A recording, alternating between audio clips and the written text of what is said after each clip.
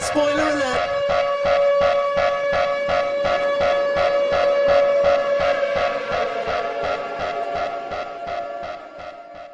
Try anything and you're gonna get canceled, bro. Welcome to Spoiler Alert. I'm Ryan. And I'm Dustin, I think. All right. So I just had the displeasure of watching the Texas Chainsaw Massacre 2022. So do you want to see Scream 2022 without the clever commentary, bastardizations of legacy characters, and just completely unlikable people? Have I got the movie for you? It's Texas Chainsaw Massacre 2022. Yikes. All right. Yikes. And so straight away, I knew I was going to hate this movie when all the central characters are influencers. You have one of them trying to be a chef. You have one of them who's the pretty blonde girlfriend of the chef. And then you have these two characters. You have these two sisters, one of whom is looking to invest in this town, and the other is just there. And the other one, played by Elsie Fisher of 8th grade, is a school shooting survivor. And then, spoiler alert, they go into this orphanage that is now, in which the only person in the orphanage is Leatherface and his caretaker.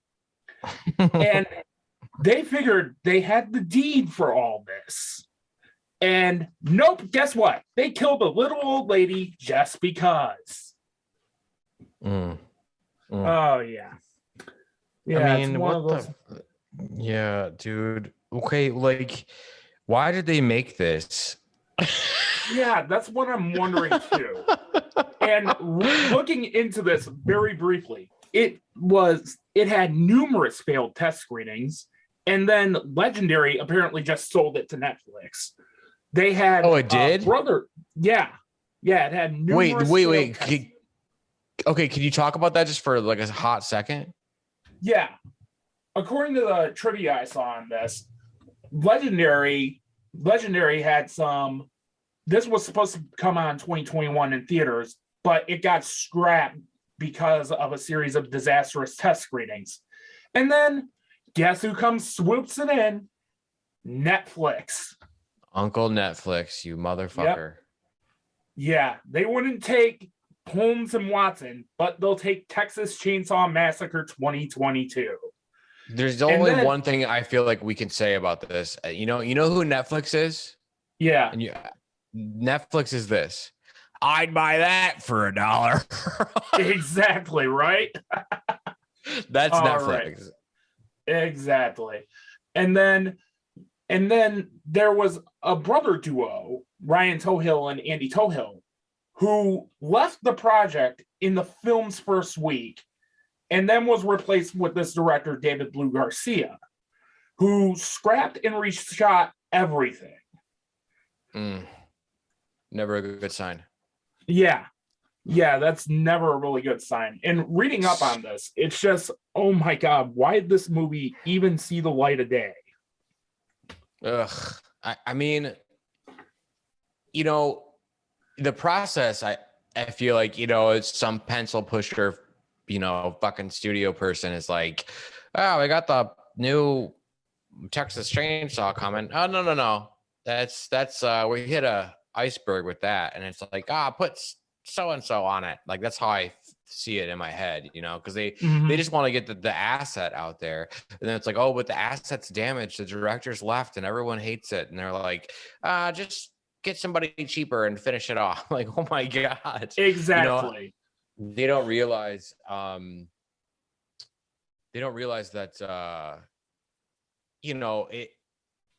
these things succeed, and I guess I'm speaking about all films, but especially in the horror genre, these things succeed based upon emotional connection and nostalgia, and what a missed opportunity.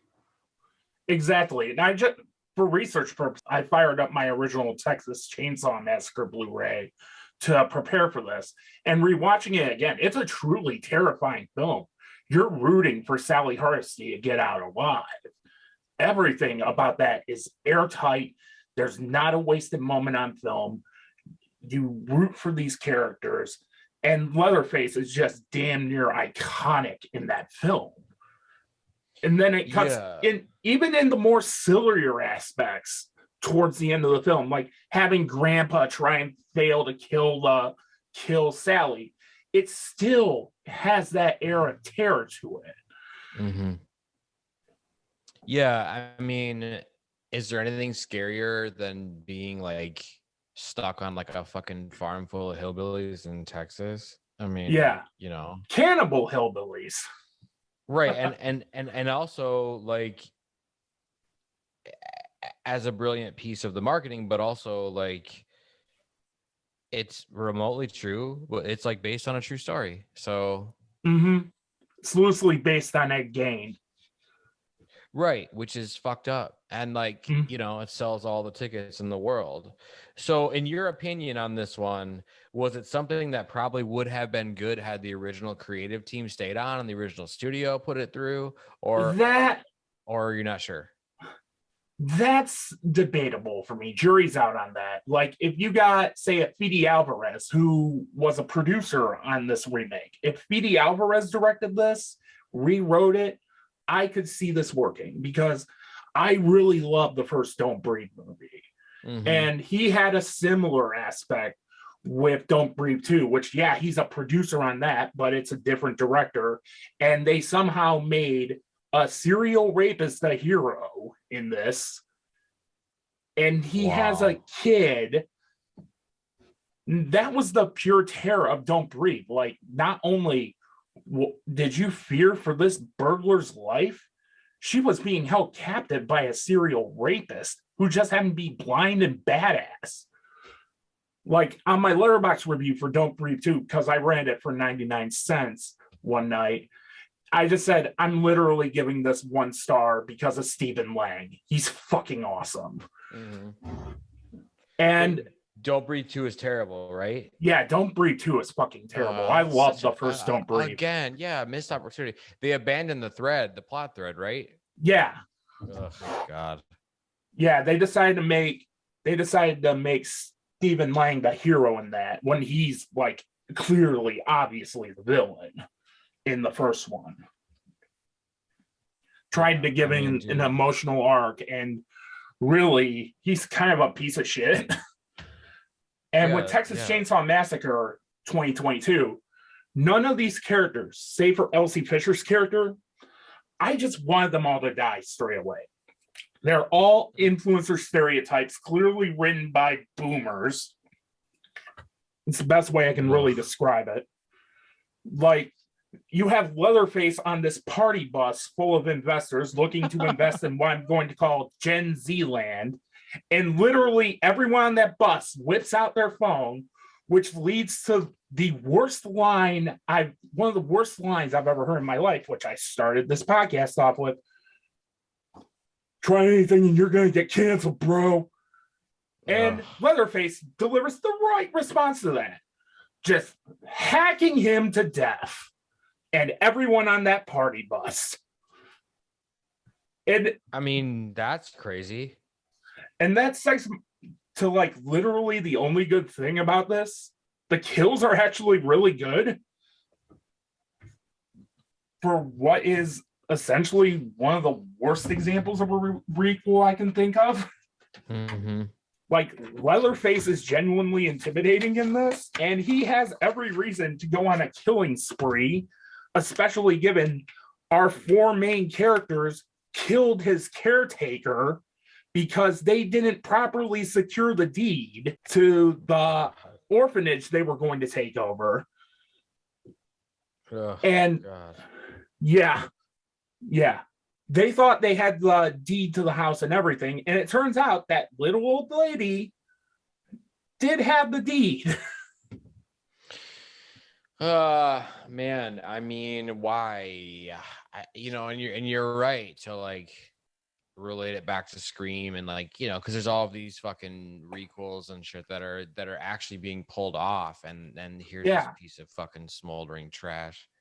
Yeah, like Candyman 2021 pulls this off well. Scream 2022 pulls this off well. Halloween 2018, which this film is trying so hard and failing to be, right down to Leatherface escaping from the van and killing everyone inside. God.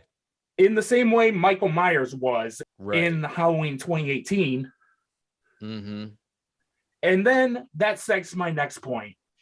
Marilyn Burns, the original Sally Hardesty, passed away in 2014. They decided to recast her and make her a Texas Ranger who, if I'm guesstimating age-wise, is 74 years old. And she speaks almost exclusively in CBS procedural cliches. She's barely a character. She's just there because fan service. Jesus Christ. And apparently the sequels existed in this universe. Your Texas Chainsaw Massacre, like the Michael Bay stuff, even the more recent mediocre ones, which say what you will about Texas Chainsaw 3D, at least there's a solid idea with the final girl being related to Leatherface. Mm-hmm. Like Alexandra Daddario's character in that movie. That was a solid idea in an otherwise awful movie. And no, I'm not even going to call it awful. It's mediocre compared to this. Right? Yeah, no shit. God, dude. So messed up. I mean, like, I hate seeing that. I'm such an OCD film fan. Like, I need my shit like done right. I hate when there's a fuck up and like takes me years to get over it. It's like, you know, some people don't ever get over it, right? But like, I hate it because you want to have that. Like, I mean, how many years did it take to say, yeah, Halloween 4 sucks, but like, man, at least it's like, at least we have it, you know, like, you know, it takes 20 years to be grateful for it. So how many decades are we going to be fucking stuck with this monstrous bullshit? You know what I mean? Like, it's so dumb. Yeah. And going back to what I said about Sally Hardesty, compare this to Dewey in Scream 2022. He's in a natural place in that film where he was forced into retirement. He's depressed. He's hurting. That's a natural progression for this character. You're with Texas Chainsaw Massacre 2022. They're turning Sally Hardesty into Jamie Lee Curtis in Halloween 2018 for no real reason other than to have fan service. And that just kind of rubs me the wrong way. Yeah. Totally. And you have to service the character before you service the fans, you know? Exactly. Or else you get the Rise of Skywalker. God. Yeah, I didn't mean to bring that up. And then there's gonna hurt. Yeah. Talk about movies really hurting for years. And then you have Elsie Fisher's character, who was the survivor of a school shooting in which she meets up with this redneck stereotype, complete with big red truck and like black smoke coming out of the exhaust, and he just is also a one-dimensional stereotype as well. And he's trying to teach her how to shoot a gun. And with Elsie Fisher's character, she's learning, she's trying to get the strength to shoot a gun. You figure this would come into play later. Yeah. And it doesn't. It doesn't. For example, last month, I watched a way better movie about school shooting survivors called The Fallout on HBO Max with Jenna Ortega and Maddie Ziegler. And you see that pain, you see that torment, you see that struggle. In Texas Chainsaw Massacre 2022, it's just there to have a check mark, to talk about something topical.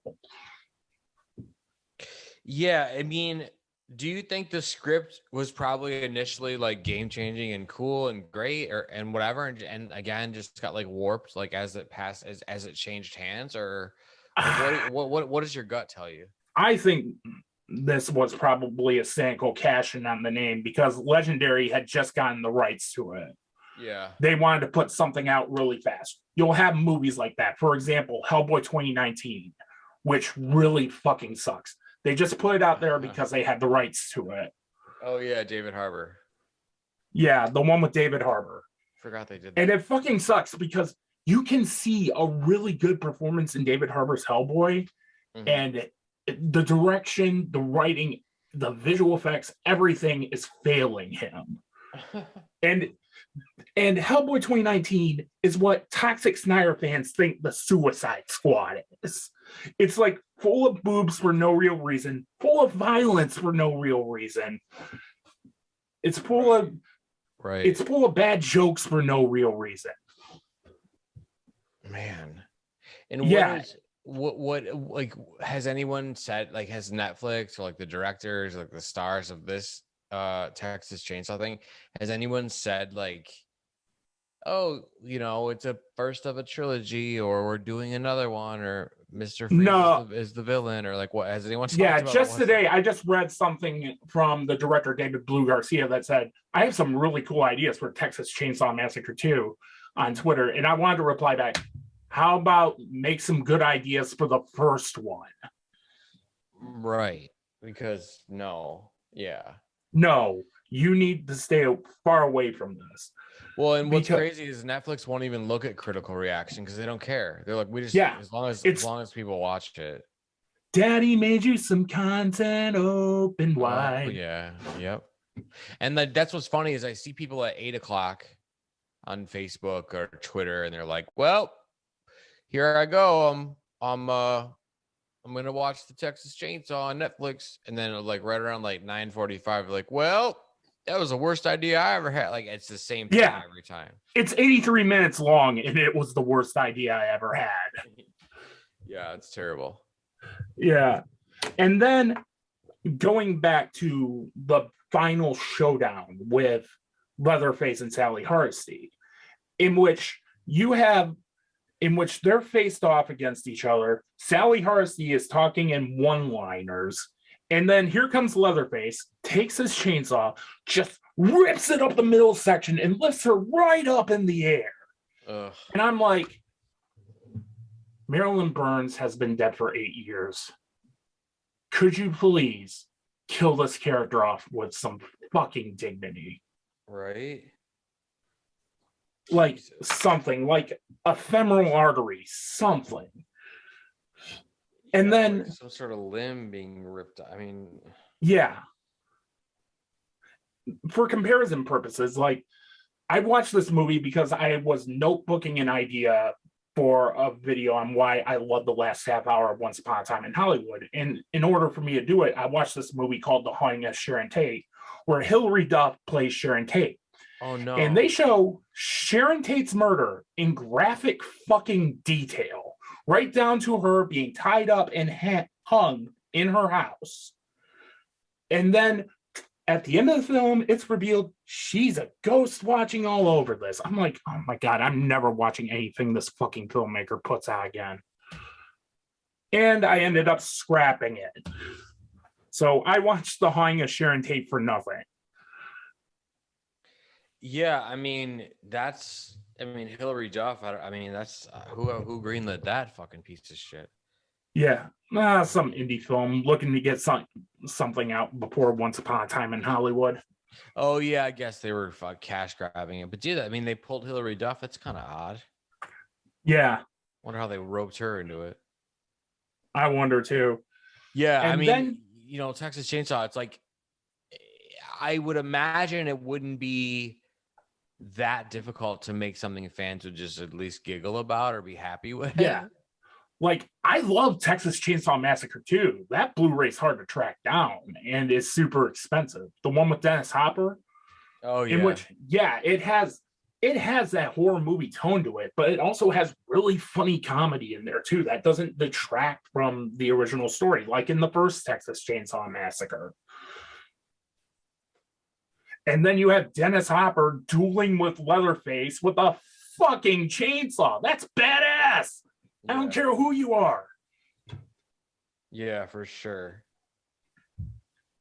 I mean, and then everything else after that has just been eh. Yeah, I mean, gross. There was like a fucking was it? I think it was just a reboot. No. It was a remake. I think with Jessica Biel or something. Yeah, the Texas Chainsaw Massacre 2006. I Yeah, saw that one. I didn't like that. I don't think anyone did.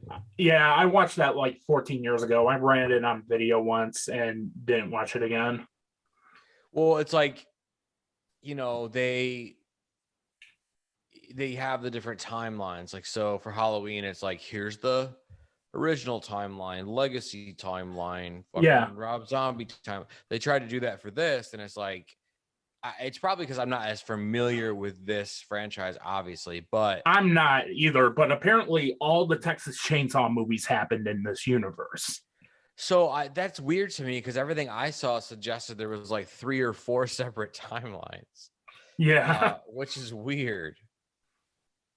I said apparently. So Yeah, Texas maybe Chainsaw that. Massacre 2 happened, and Sally Harsty didn't do jack and dick about it. Yeah.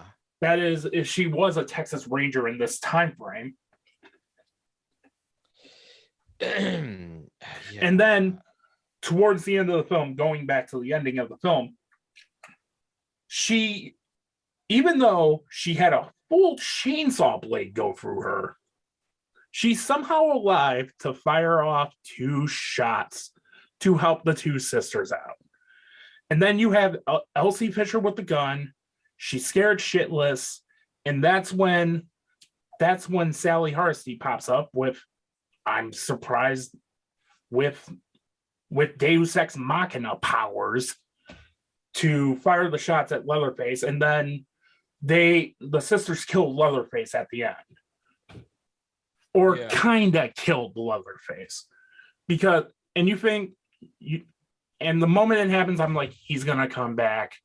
This is a fake out. This is bullshit. But I will give credit where credit is due on one thing. The ending kill, which Elsie Fisher's sister gets beheaded by Leatherface, is fucking awesome. Yeah. And should have been in a better Texas Chainsaw Massacre movie. Mm-hmm.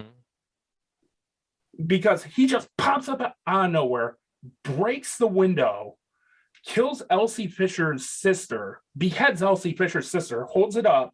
She's driving away, and then because fan service, he's doing the iconic Texas Chainsaw Massacre dance at the end of the first Texas Chainsaw Massacre film. Right. Oh God, really? Oh my God. Yeah. Like dancing around, like fucking flailing and shit. Mm-hmm. And then it ends on a post-credit scene, which is apparently going back to Leatherface's house to set up a sequel that will probably never happen. And I hate post-credit scenes that set up sequels they know aren't going to happen. Hellboy 2019 is a prime example of this, as they tease Abe Sapien at the end of the film. Yeah, if you're gonna do a post-credit scene, don't be a dick. Yeah. Just actually do something of substance if you're going to do a post-credit scene. Don't have it be a cynical commercial. Like, because I feel like a lot of movies before post-credit scene were a thing, and I can't think of any examples right now, but they did do that. There was some in the 90s and early 2000s that like teased some extravagant, crazy fucking thing they would never have the cash to do, you know? Yeah.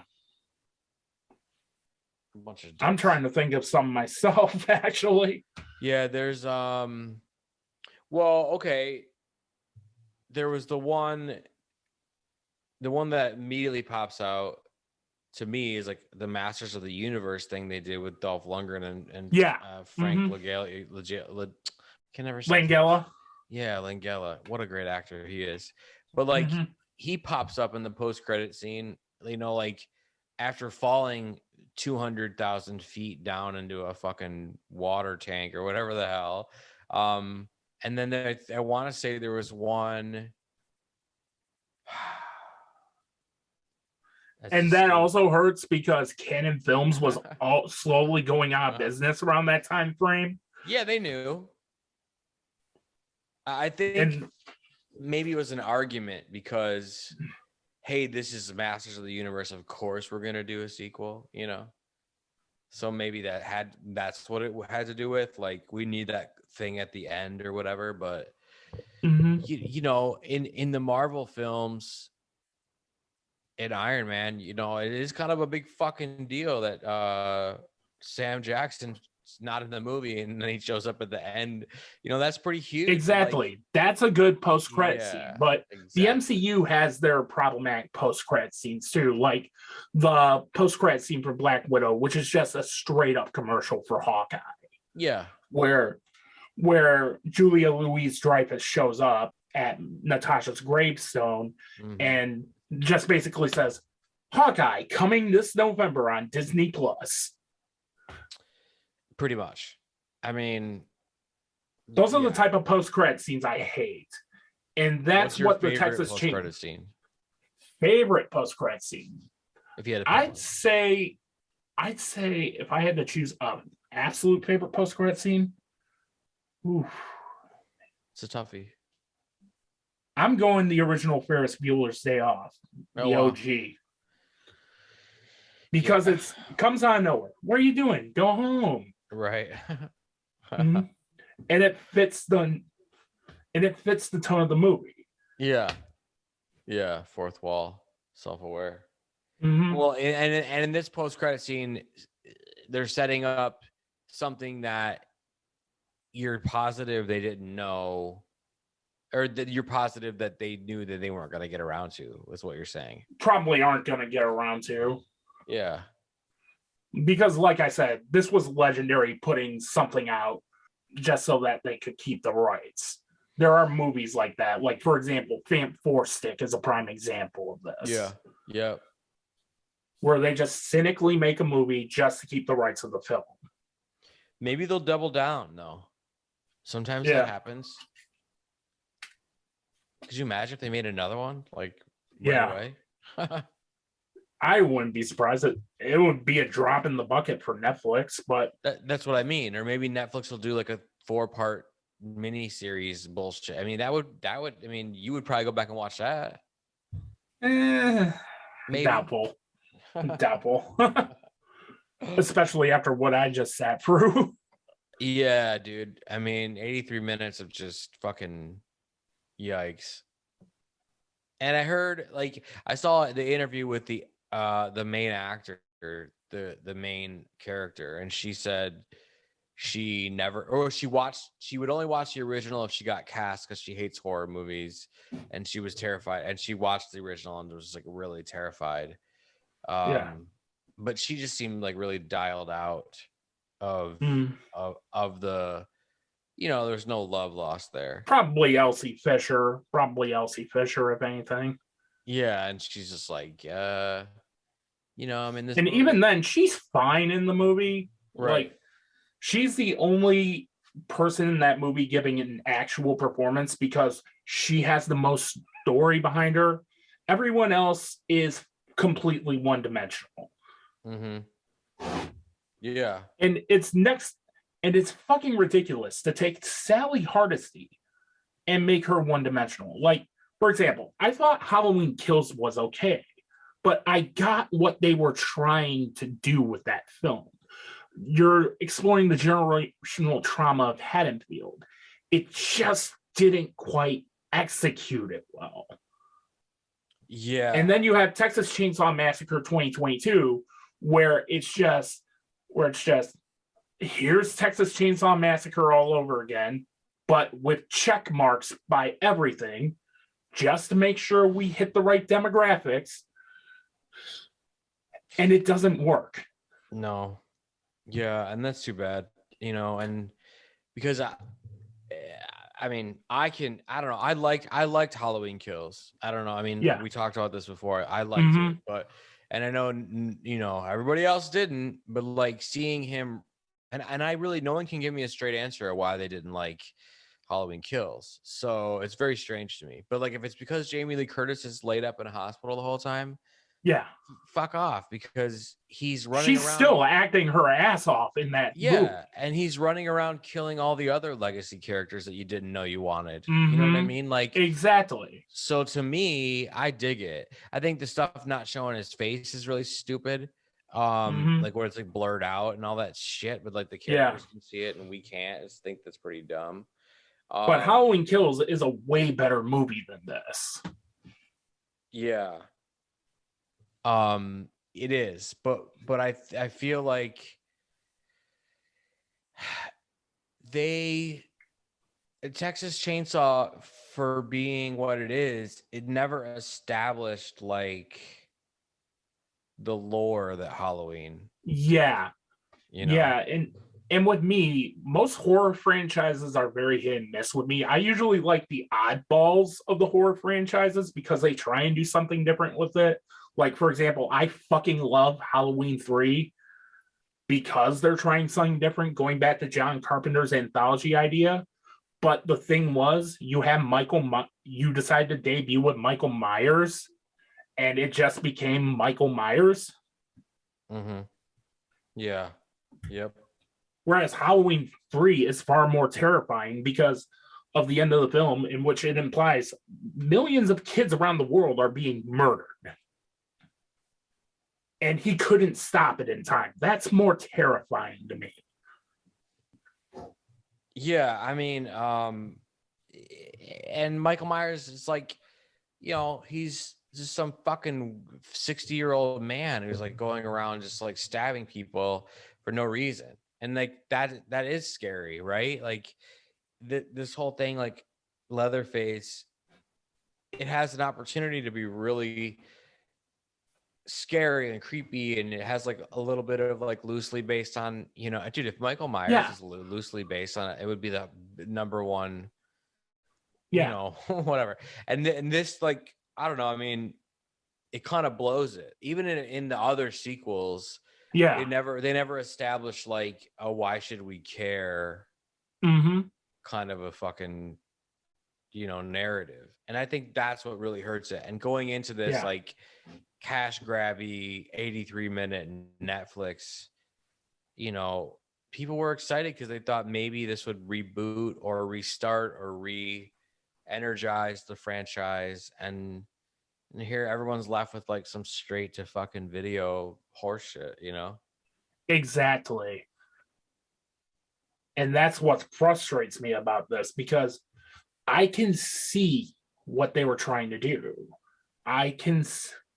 But at the same time, it's a cash-in movie. They just farted it out there, sold it to the highest bidder. Exactly. I wonder what Netflix paid for it.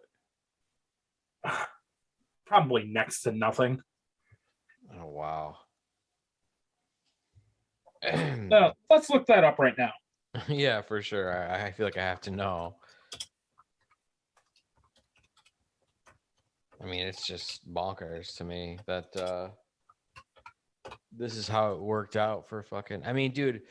I mean, imagine, you know, if someone blows it with fucking Friday the 13th or fucking Elm Street like this. And they kind of already did with Nightmare on Elm Street 2010. Yeah, for sure. I'm not seeing anything on that. They probably kept that real quiet. Yeah. They probably bought it for peanuts. Yeah.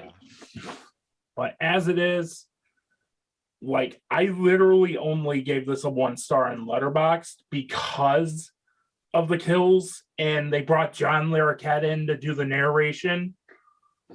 Oh God. Yeah, and he's actually one of the better things about it, because it segs right into like a true crime kind of show where you're hearing Larroquette's narration over it. Yeah.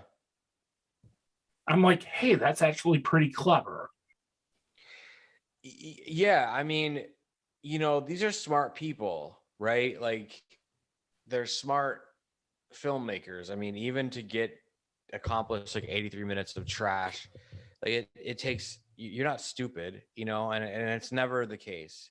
But it's more frustrating to realize these are smart people who did these great things, and somehow we ended up with 83 minutes of trash.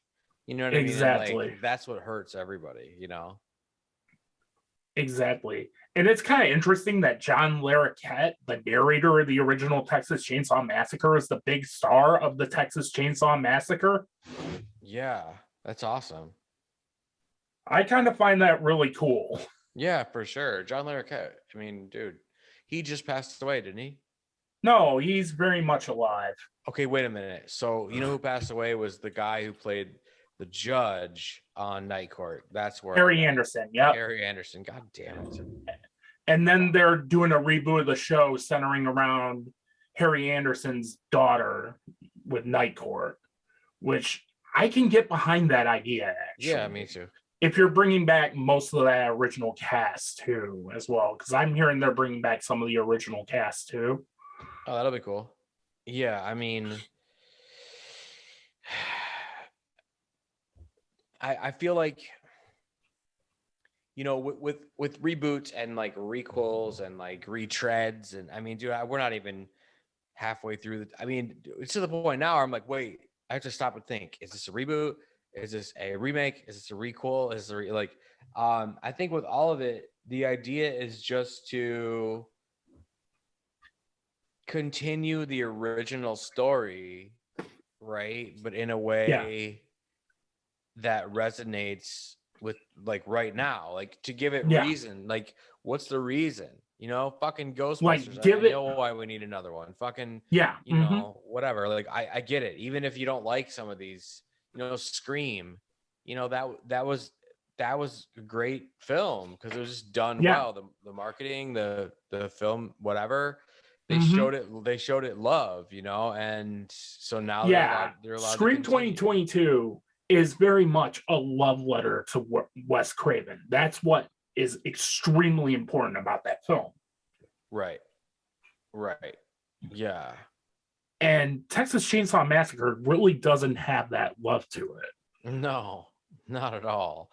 I wonder if that's because the character, like the killer character is like such a piece of shit. There's like no personality. There's like no like, because you know, people can like sexify their killers and shit and Scream. Yeah. And which they do. Someone added me to like a Woodsboro high school like fucking fan fucking you know group on Facebook, and Jesus Christ. Whereas Leatherface is just an inbred hillbilly. Exactly. With wearing someone else's fucking skin. Yeah. And Leatherface in this film wears his caretaker's face. Yeah. Which we've already established the four main characters killed because they didn't have the deed to the place they were going to take over. Yeah. So, yeah, this is the only instance where Leatherface is in the right. Yeah, I mean, again, like, it's just like this mishmash of shit, you know? It's like not having, like, I feel like Scream, it had, even when we get outside, like, the sexiness of it, you know? It had, like, clear, defined goals. Yeah. Well-established characters. Yeah, for sure. Compelling mystery, meta commentary. There's a lot going on in the Scream movies. Texas Chainsaw Massacre, there really isn't a lot going on, save for the first two Texas Chainsaw Massacre movies. There isn't much to build off of. Yeah. Yeah, I mean, there could have been, you know, and that's what sucks. Is like they could have taken this opportunity to like flesh out, no pun intended or pun intended, whatever, to flesh out like their, you know, their universe, right? And like build some other characters, maybe kill this fucking idiot and then have his children or I don't know, whatever. Exactly. Exactly. Build off of what Tobe Hooper created with the first two films. And they kind of had that going with Texas Chainsaw Massacre too, because those people are just as creepy as Leatherface in Texas Chainsaw 2. Yeah. Oh yeah, that whole fucking troop of idiot. Yeah, for sure. Yeah. Like, Um, do some. And as yeah. it is, there really isn't much else to talk about. This is an 83-minute film. I'm just kind of doing this because I really don't have time to do a half-hour video of why I fucking hate this movie. Yeah, no, it makes sense. I mean, Because right now I'm working on my Peacemaker deep dive, which is probably going to be 20 to 30 minutes, because I want to talk about anything and everything about that show. right. Like the James Gunn controversy, Peacemaker's arc going from Suicide Squad to this show, Mhm. everything about this. Where I went into this as a skeptic with the first 3 episodes, but after the first 3 episodes, I was rooting for Peacemaker. That's how good this show is. Dude, it's so good. Yeah. It's so good. Um, and it doesn't get in its own way. It stays true Mm-hmm. to what it is, which with this fucking, Texas And most Chainsaw, importantly, it gets in it's its a own way. exactly. And most importantly, Peacemaker is a TV show. Right. Whereas the MCU shows just feel like cynical 6 hour long setup movies. Well, I'm gonna disagree with you on the MCU thing because Yeah. you hate the MCU, and I actually really loved Loki. I actually really loved Loki, for the record. And um What If? yeah, Loki was great. I unfortunately I just still pissed about Hawkeye. Yeah, me Um, too. and they had it up until the last episode, and If they just you're whiffed it hard. if you're talking about a prime example of what I'm talking about, it's Hawkeye. Because because I'm imagining an alternate reality where Shane Black wrote the show and it was fucking great, Mm-hmm. because it's set during Christmas. The writers are clearly trying to do Shane Black's snappy dialogue and failing, trying to get that Riggs and Murtaugh chemistry with Yeah. Hawkeye and Kate Bishop, and it just doesn't click. No. And the thing is like on the MCU shows, why are they not utilizing the full hour? Like there's Yeah. like they ran out of time on Hawkeye, so they rushed everything into the last episode. But if you would have used the full hour each hour, you wouldn't have rushed. You would have had 6 episodes. They would have been all encompassing. You would have got everything done. But then like the last episode, the fucking LARPers are coming back as waiters without any Mm-hmm. explanation, and Mm-hmm. Yelena and fucking what, like I love the Yelena and Kate stuff, but at the same time, like, yo, like she's a killer. You know Yeah. what I mean? And like the thing Mm-hmm. that I mean, and Kingpin's bullshit is what really set me off. And let's just blow Oh this guy yeah. up, and the fucking car getting up to 80 miles an hour in 2 feet, and like it's just stupid. Like it Which is really, why I'm worried about Disney getting, if Disney decides to do a Daredevil season 4 or something like that, well, what's because they're interesting going to is totally nerf these characters. I saw on some today, actually, I saw on some pretty reasonably respectable channels that March 16th, that the entire Netflix Defenders universe is going to be put on Disney Plus, Yeah. including the Punisher. Yeah. How can they do that? How can they Yeah. put, I mean, the Punisher's like squeezing someone's eyeballs out of his head and Mm. shit. They're putting that Well, on the Disney? Beatles were dropping F bombs left and right and get back. They were probably using that as a litmus test, because Peter Jackson said, "Fuck you, I'm not Lin-Manuel Miranda. You're going to Right. give me all the fucks from all 4 Beatles." Yeah, I know, but I just wonder how that's going to work out. Yeah. If they put 2 seasons of the Punisher blowing people's heads apart and shit and murdering people on Disney, then all bets are off. Yep. Even then, I think that it'll probably end up going to Hulu, if anything. Well, that's why I was bringing it up in this conversation, because you got Netflix with Texas Chainsaw, and then all of a sudden you got all this Netflix stuff that's violent and whatever, so apparently going to Disney. I was like, wait, they're including Punisher in this, and lo and behold, it was on the list. So Mm-hmm. maybe it's not correct, but I don't know, man. Yeah. Given that we segued into talking about Disney Plus shows, I think it's safe to say that we can end talking about Texas Chainsaw Massacre. Yes, thank God. Be sure to like, comment, share, spread the word New Realms Media. Follow me on all my socials at New Realms Media. Also, be sure to go check out Sex Party with Dustin Ripka every Wednesday. And until then, I'll see you next time.